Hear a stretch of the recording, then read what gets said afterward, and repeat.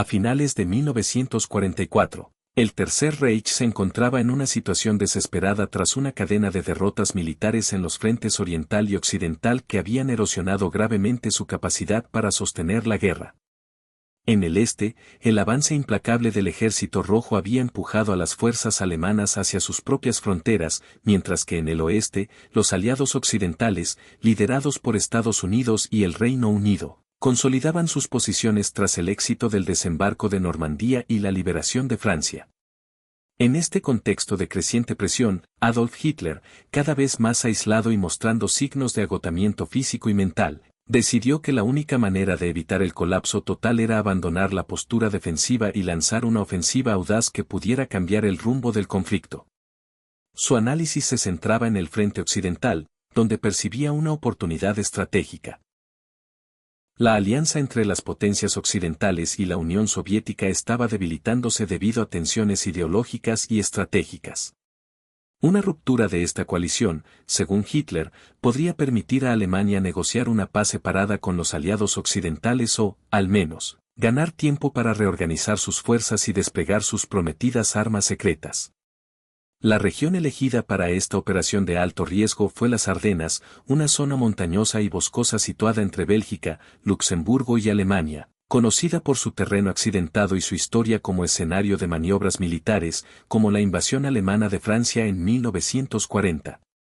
El plan de Hitler, denominado Operación Wacht am Rhein, Guardia en el Rin, era de una ambición descomunal, reflejo tanto de su audacia táctica como de su desconexión con las realidades operativas de un ejército alemán agotado. La estrategia consistía en movilizar un ejército masivo de aproximadamente 45 divisiones, posicionadas detrás de la fortificada línea Sigfrido, una serie de defensas que protegían la frontera occidental de Alemania.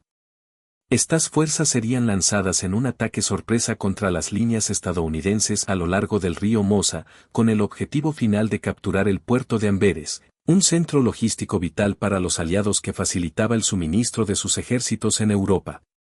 La captura de Amberes no solo cortaría una arteria clave de abastecimiento aliada, sino que también permitiría a los alemanes aislar al segundo ejército británico en el norte, cerca de la frontera con los Países Bajos, atrapándolo en una bolsa similar a la de Dunkerque en 1940, cuando las fuerzas británicas y francesas fueron forzadas a evacuar por mar. Si la ofensiva lograba sus objetivos, Hitler creía que Alemania ganaría un tiempo crucial para producir y desplegar sus armas avanzadas, como los misiles V-1 y V-2, los cazas a reacción Messerschmitt Me-262 y los tanques pesados Kampftiger, que podrían inclinar la balanza a su favor. Más importante aún, una derrota catastrófica de los aliados en las Ardenas podría forzar a Londres y Washington a reconsiderar su alianza con la Unión Soviética, temiendo que un colapso en el frente occidental permitiera al Ejército Rojo avanzar sin oposición hacia el corazón de Europa Occidental, un escenario que las potencias occidentales estaban decididas a evitar a toda costa. Sin embargo, el plan enfrentaba obstáculos casi insuperables. La mayoría de los generales del alto mando alemán, incluidos veteranos como el mariscal de campo Herr von Rundstedt y el general Walter Model, consideraban la ofensiva como una empresa temeraria y poco realista. Reconocían que Alemania carecía de los recursos esenciales, combustible, tropas bien entrenadas, apoyo aéreo adecuado y reservas logísticas, para sostener una operación de tal magnitud en un terreno tan desafiante como las Ardenas. Además, muchos veían en el plan las fantasías de un líder cuya obstinación había reemplazado el pragmatismo que alguna vez lo había llevado al éxito. Para Hitler, sin embargo, la oposición de sus generales era inaceptable, especialmente tras el atentado fallido contra su vida el 20 de julio de 1944, que había aumentado su desconfianza hacia el cuerpo de oficiales. Temiendo un rechazo abierto a su plan, ideó un método coercitivo para asegurar la obediencia de sus comandantes. El 11 de diciembre de 1944, convocó al alto mando a una reunión secreta en una zona aislada cerca de Frankfurt. Al llegar, los generales fueron sometidos a un procedimiento intimidante. Fueron registrados exhaustivamente y despojados de sus armas por miembros de las SS, una clara señal de desconfianza. Luego, fueron trasladados en un autobús con las ventanas cubiertas, dando vueltas para desorientarlos hasta llegar al castillo de Siegenberg, una fortaleza aislada. Allí, fueron conducidos a un sótano oscuro, vigilados por guardias armados de las SS con pistolas desenfundadas. En este ambiente opresivo, Hitler apareció con una actitud confiada, sonriendo, y comenzó a exponer su plan con un entusiasmo casi teatral, elogiando la genialidad de su estrategia y minimizando los desafíos logísticos y operativos. Los generales, humillados por el trato y conscientes de que su supervivencia dependía de su sumisión, no tuvieron más remedio que asentir y aceptar las órdenes. Al concluir su discurso, Hitler exigió que firmaran un documento formal comprometiéndose a respaldar y participar en la ofensiva. De esta manera, bajo una combinación de coerción y miedo, se dio inicio a la planificación de la que sería la última gran ofensiva alemana de la Segunda Guerra Mundial, una operación que muchos de los presentes sabían que era casi imposible de llevar a cabo con éxito. La preparación de la operación Bach am Rhein representó un desafío logístico de proporciones colosales, especialmente considerando el estado debilitado de la economía y las fuerzas armadas alemanas. Para reunir las tropas necesarias, el alto mando tuvo que desviar recursos críticos del frente oriental, donde la Wehrmacht ya estaba bajo una presión insostenible por los avances soviéticos. Esto implicó retirar divisiones enteras, debilitando aún más la defensa contra el Ejército Rojo. A principios de diciembre de 1944, miles de soldados, tanques, vehículos y equipos comenzaron a moverse hacia la frontera germano-belga en un despliegue masivo que involucró más de 10.000 vagones de tren. Todo el proceso se llevó a cabo bajo un estricto velo de secreto, con medidas extraordinarias para evitar la detección por parte de los aliados. Se utilizaron mensajeros en lugar de comunicaciones por radio para prevenir interceptaciones, los tanques y vehículos blindados fueron transportados exclusivamente de noche para evadir el reconocimiento aéreo, y los vuelos de patrulla alemanes fueron suspendidos para minimizar cualquier indicio de actividad inusual.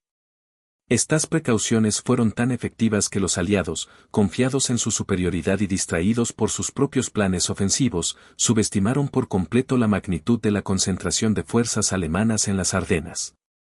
En términos tecnológicos y de equipamiento, el ejército alemán estaba, sorprendentemente, en una de sus mejores condiciones desde el inicio de la guerra. A pesar de las pérdidas acumuladas en años anteriores, la Wehrmacht y las Waffen-SS contaban con un arsenal formidable que reflejaba los avances de la industria militar alemana. Las unidades blindadas estaban equipadas con una variedad de tanques, desde los confiables Panzer III y Panzer IV hasta los cañones de asalto Stug 3 y los cazacarros Jagdpanzer. Sin embargo, el verdadero poder de las formaciones Panzer residía en los tanques pesados Tiger A, Panzer y Tiger, considerados entre las máquinas de guerra más avanzadas y temidas de la Segunda Guerra Mundial. Hitler confió el esfuerzo principal de la ofensiva a sus unidades más leales y fanáticas, las divisiones Panzer de las Waffen-SS, que habían sido reconstruidas tras las duras batallas en Normandía y los Países Bajos. El sexto ejército Panzer SS, bajo el mando de Oberstgruppenführer Joseph Sepp Dietrich, fue asignado al sector norte, el más crítico de la operación, con la misión de abrir un corredor hacia Amberes. Este ejército incluía el primero cuerpo Panzer SS, liderado por Gruppenführer Hermann Pries, compuesto por divisiones de élite como la primera división Panzer SS Leibstandarte Adolf Hitler y la 12ª división Panzer SS Hitlerjugend, apoyadas por la tercera división de paracaidistas de la Luftwaffe, la 12ª división de granaderos Volks y la brigada Panzer Especial 150, una unidad especializada en operaciones encubiertas. El segundo cuerpo Panzer SS, con la segunda división Panzer SS Das Reich y la 9ª división Panzer SS Hohenstaufen, completaba la punta de lanza blindada. Estas divisiones, formadas por algunos de los soldados más experimentados y fanáticos del Reich, representaban la última reserva de élite de Alemania, pero su dependencia de estas unidades también ponía de manifiesto la escasez de tropas regulares bien entrenadas. La Luftwaffe, aunque debilitada por años de combates y la superioridad aérea aliada, desempeñó un papel clave en la preparación de la ofensiva. Contaba con cazas avanzados como el Messerschmitt Me-262, el primer caza a reacción operativo, junto con los probados Bf-109 y Fw-190. Los bombarderos, como el Ju-88 y el Enkele 111, y los icónicos Stukas, seguían siendo efectivos en misiones de apoyo terrestre. La artillería pesada, desplegada estratégicamente en las colinas de las Ardenas, incluía cañones antiaéreos de 88 milímetros, lanzacohetes Naval Warfare y cañones de largo alcance transportados en trenes blindados como el Leopold. Los misiles V-1 y V-2, lanzados desde rampas ocultas en los densos bosques de la región, añadían una dimensión estratégica, capaces de golpear ciudades como Lieja y Amberes a cientos de kilómetros de distancia. Además, innovaciones tácticas como el fusil de asalto STG-44, que revolucionaría el diseño de armas de infantería, y las primeras gafas de visión nocturna proporcionaban a las tropas alemanas una ventaja significativa en operaciones nocturnas y en condiciones de baja visibilidad. Este arsenal, combinado con el secretismo y la audacia del plan, permitió a los alemanes preparar un ataque que tomó a los aliados completamente por sorpresa. La operación Wacht am Rhein comenzó en la madrugada del 16 de diciembre de 1944. Tras un retraso de 6 días debido a condiciones climáticas adversas que se esperaba limitaran las operaciones aéreas aliadas, un factor crítico dado el dominio aliado de los cielos.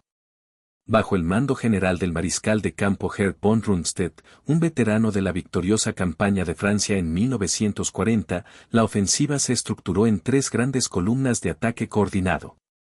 El quinto ejército Panzer, liderado por el general Hasso von Manteuffel, atacaría el centro de las Ardenas, dividiendo las fuerzas aliadas. El sexto ejército Panzer SS de Joseph Dietrich avanzaría hacia Lieja, liderando el esfuerzo principal con sus divisiones blindadas de élite.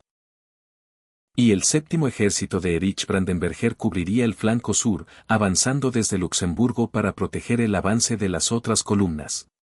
El ataque inicial fue devastador. A las 5:30, más de 1.500 piezas de artillería alemana desataron un bombardeo masivo a lo largo de un frente de 141,5 que abarcaba las fronteras de Bélgica, Luxemburgo y Alemania.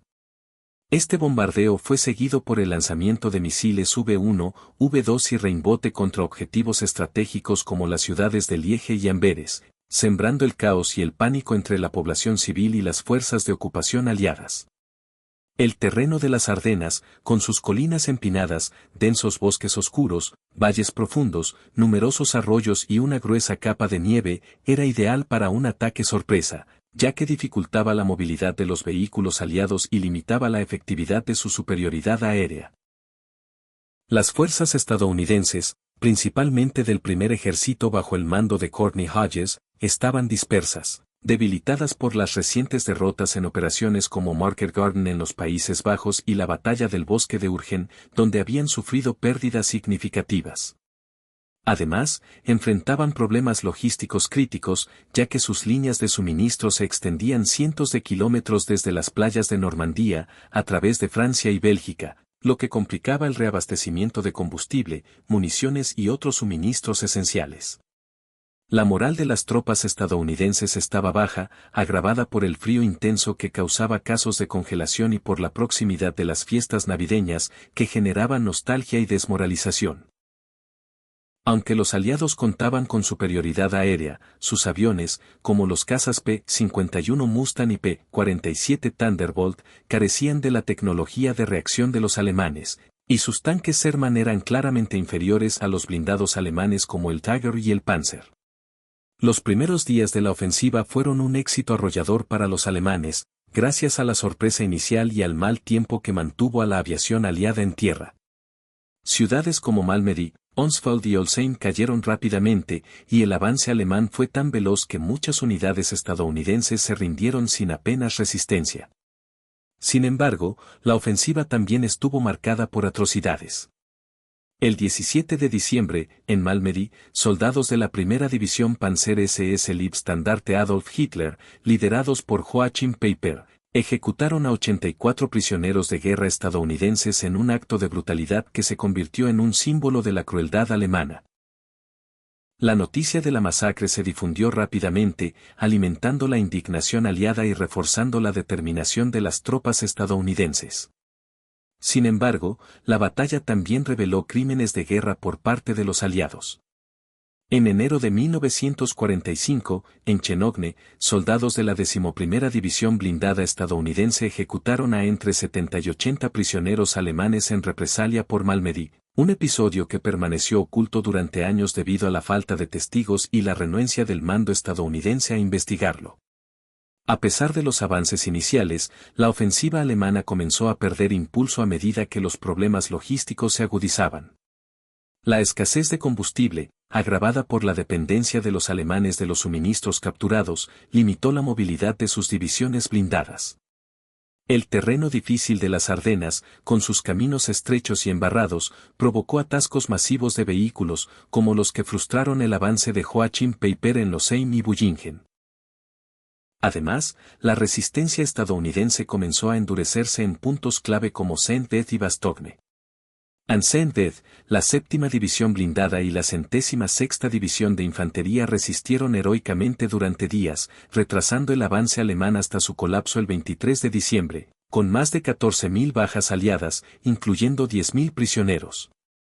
En Bastogne, la 101ª División Aerotransportada, rodeada pero abastecida por lanzamientos aéreos, mantuvo la ciudad contra repetidos asaltos alemanes, convirtiéndose en un símbolo de resistencia. La llegada del Tercer Ejército de George Patton el 26 de diciembre rompió el cerco de Bastogne, marcando un punto de inflexión en la batalla. El 24 de diciembre, un cambio inesperado en el clima permitió a la aviación aliada despegar, atacando las líneas de suministro alemanas y destruyendo cientos de vehículos y tanques. Los aviones E-47 de Cora realizaron más de 3.000 vuelos para abastecer a las fuerzas atrapadas en Bastogne, entregando alimentos, municiones y suministros médicos que permitieron a los soldados celebrar una austera Nochebuena. La Operación Bodenplatte, lanzada el 1 de enero de 1945 como un último esfuerzo para recuperar la iniciativa aérea, logró destruir numerosos aviones aliados en aeródromos de Bélgica, los Países Bajos y Francia, pero las pérdidas de la Luftwaffe, 275 aviones destruidos y 69 dañados, fueron insostenibles, asegurando la supremacía aérea aliada para el resto de la guerra. A medida que avanzaba enero de 1945, los aliados recuperaron la iniciativa. Las fuerzas alemanas, agotadas por la falta de combustible, las bajas masivas y la presión constante de los contraataques aliados, comenzaron a retroceder.